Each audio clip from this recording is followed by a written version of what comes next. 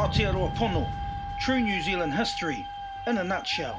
Don't forget to press like and subscribe if you want to see more videos like this one.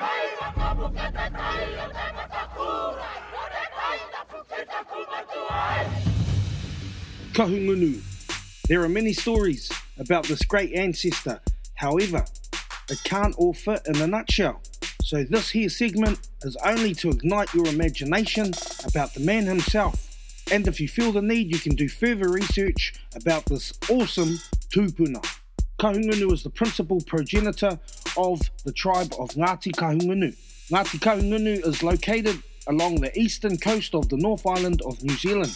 The iwi is traditionally centred in the Hawke's Bay and Wairarapa regions. Kahungunu was descended from the great Polynesian navigator Tamatea Arikinui, the captain of the Takitimu Waka, also known as Kahuhunuhunu. Kahungunu was born at the Tino Tino Pā in Haurongo Tūpuna, later named Kaitaia.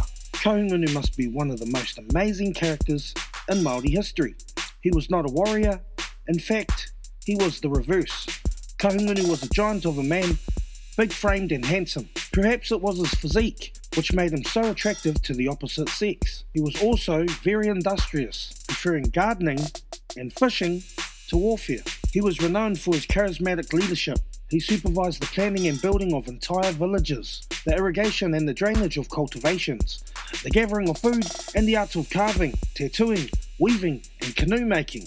At a very early age, he had taken a leading part in advising and managing systematic operations, both on land and at sea. His people said of him, "Ko kahuhunuhunu, te tangata ahu whenua, mōhio ki te haere i ngā mahi o uta me tai." Kahungunu decided to head south, leaving behind his wife, Henetapu, and their children. Kahungunu stayed a short while with his father, Tamatea Urihaya, in Tauranga. At nearby Otira, he took some fish from a net being drawn up onto the beach when his half-brother, Whaine, threw a tāmuri snapper at him. Kahungunu was pricked on the hand by its fin. Sometime later, when his cousin Haumanga had a son, Kahungunu commemorated the incident on the beach by naming the boy Tūtāmure, pierced by a snapper, commemorating the grudge that he still bore against his half-brother. Kahungunu next went to Whakatāne. Pōtirohia was the child of this marriage. He then visited Whangarā, just up the coast from Gisborne. Here he was shown the footprint of his grandfather, Rongo Kako. Ngā tapuwai o Rongo Kako had become embedded in the rock after Rongo's mighty step across the bay from Mahia.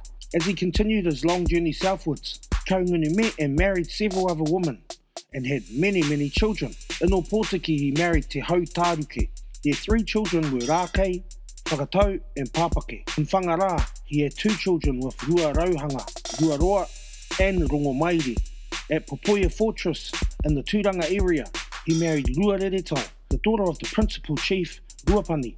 Their daughter was Rua Herehere Tieke.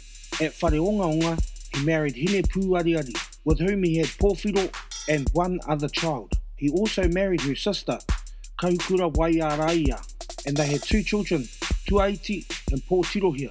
Intrigued by a challenging remark made by the beautiful Rongo Maiwahine, Kahungunu travelled to her home of Nukutaurua on the Mahia Peninsula.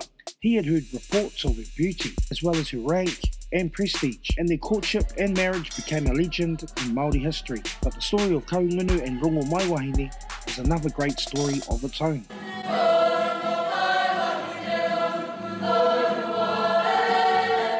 Aotearoa Pono, true New Zealand history in a nutshell. Don't forget to press like and subscribe if you want to see more videos like this one.